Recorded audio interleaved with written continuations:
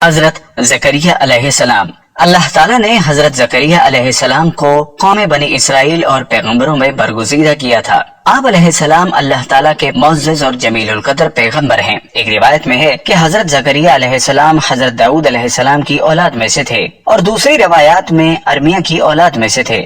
دن گزرتے گئے، ابراہیم اور یعقوب کی نسل سے کچھ نیک لوگ پیدا ہوئے، ان کو آل عمران کے نام سے یاد کیا جاتا ہے۔ اللہ تعالیٰ نے سورہ آل عمران میں ارشاد فرمایا، خدا نے آدم اور نوح اور خاندان ابراہیم اور خاندان عمران کو تمام جہان کے لوگوں میں منتخب فرمایا تھا۔ ان میں سے بعض کی اولاد تھے، اور خدا سننے والا اور جاننے والا ہے۔ جس عمران کا ذکر قرآن نے کیا ہے، یہ داؤد کی اولاد سے ہیں۔ زکریا کی بیوی یحییٰ کی والدہ اور مریم علیہ السلام کی والدہ حنا دونوں حقیقی بہنیں تھیں، اور زکریا علیہ السلام رشتے میں مریم علیہ السلام کے خالو تھے۔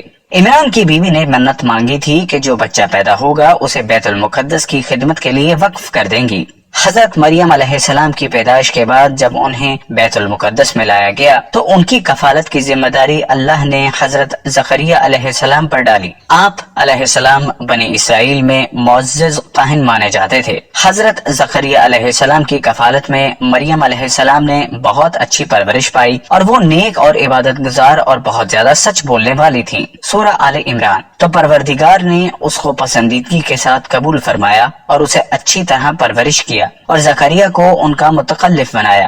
زکریا جب کبھی عبادت گاہ میں اس کے پاس جاتے تو اس کے پاس کھانا پاتے۔ یہ کیفیت دیکھ کر ایک دن مریم سے پوچھنے لگے کہ مریم، یہ کھانا تمہارے پاس کہاں سے آتا ہے؟ وہ بولی، خدا کے ہاں سے آتا ہے، بے شک خدا جسے چاہتا ہے بے شمار رزق دیتا ہے۔ بخاری و مسلم، ترمذی و نسائی کی حدیث ہے۔ آپ صلی اللہ علیہ وسلم نے فرمایا، وہ اپنے زمانے میں مریم علیہ السلام سب سے افضل عورت تھیں، اور اس امت میں خدیجہ رضی اللہ تعالی عنہ سب سے افضل عورت ہے۔ اولاد کی خواہش۔ جب زکریا علیہ السلام حضرت مریم علیہ السلام کے کمرے میں جاتے تو ان کے پاس بے موسم کے پھل رکھے نظر آتے۔ وہ پوچھتے، اے مریم، تیرے پاس یہ روزی کہاں سے آئی؟ تو وہ جواب دیتی، یہ اللہ کے پاس سے آئے۔ تو پروردگار نے اس کو پسندیدگی کے ساتھ قبول فرمایا اور اسے اچھی طرح پرورش کیا، اور زکریا کو اس کا متکلف بنایا۔ زکریا جب کبھی عبادت گاہ میں اس کے پاس جاتے تو اس کے پاس کھانا پاتے۔ پوچھنے لگے، مریم، یہ کھانا تمہارے پاس کہاں سے آتا ہے؟ تو وہ بولی، خدا کے ہاں سے آتا ہے، بے شک خدا جسے چاہتا ہے بے شمار رزق دیتا ہے۔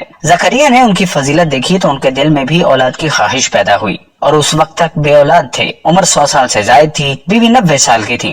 اولاد کی شدید تمنا کے باعث انہوں نے اللہ سے مدد مانگی۔ ترجمہ، یہ تمہارے پروردگار کی مہربانی کا بیان ہے جو اس نے اپنے بندے زکریا پر کی تھی، جو میری اور اولاد یعقوب کی میراث کا مالک ہو، اور اے میرے پروردگار اس کو خوش اتوار بناؤ۔ زکریا علیہ السلام اپنے دور میں اکیلے ہی نبی تھے۔ ان کے دور میں اصحاب و رشتہ دار میں کوئی قابل آدمی نہ تھا، تو ہم نے ان کی پکار سن لی اور ان کو یحییٰ بخشے، اور ان کی بیوی کو ان کے حسن معاشرت کے قابل بنا دیا۔ یہ لوگ لپک لپک کر نیکیاں کرتے اور ہمیں امید سے پکارتے اور ہمارے آگے عاجزی کیا کرتے تھے۔ دعا کی قبولیت اور یحییٰ علیہ السلام کی خوشخبری سنائی۔ زکریا علیہ السلام یہ سن کر خوش ہوئے اور حیران بھی، کہنے لگے، پروردگار، میرے ہاں کس طرح لڑکا ہوگا جس حال میں میری بیوی بانجھ ہے اور میں بڑھاپے کی انتہا کو پہنچ گیا ہوں؟ اللہ تعالیٰ نے جواب دیا، حکم ہوا کہ اسی طرح ہوگا۔ تمہارے پروردگار نے فرمایا ہے کہ مجھے یہ آسمان ہے کہ میں پہلے تم کو بھی پیدا کر چکا ہوں اور تم کچھ چیز نہ تھے۔ زکریا علیہ السلام نے عرض کیا کہ اے پروردگار، میرے لیے کوئی نشانی مقرر فرما دیجئے۔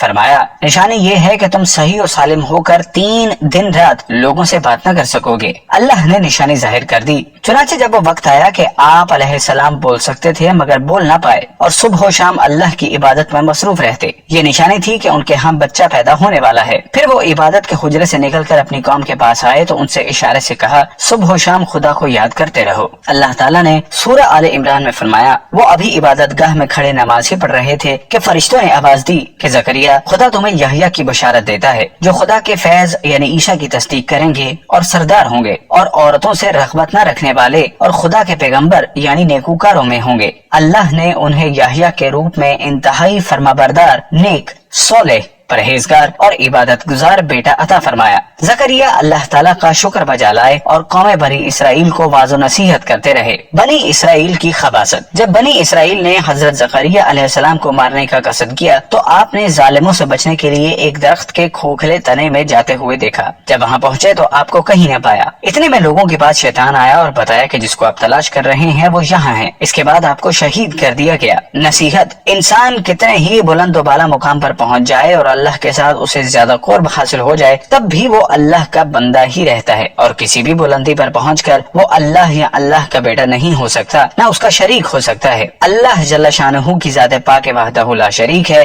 और बाप बेटे की निस्बतों से पाक है। लिहाजा हमें अपने आप को लम्हे लम्हे गुमराही से बचाना चाहिए ताकि अल्लाह की पकड़ से बचे रहें। इसके लिए ईमान की मजबूती हद दर्जा लाजिम है। ईमान के लिए लाजिम है कि उसके साथ इस्लाम भी पाया जाए। इसी तरह हकीकी इस्लाम के लिए शर्त है कि इसके साथ ईमान भी हो। ईमान दीन की हर उस बात को दिल से सच्चा मानने और जुबान से उनका इकरार करने, अपने अमल से उसको जाहिर करने का नाम है जो अल्लाह ताला ने अपने बंदों पर मुकर्रर कर दिया। जबकि इस्लाम इताअत, फर्माबरदारी और अमल करने का नाम है। अल्लाह ताला हमें परहेजगारी अता फरमाए और दीन इस्लाम की तालीमात पर पूरे तौर पर अमल पैरा होने की तौफीक अता फरमाए।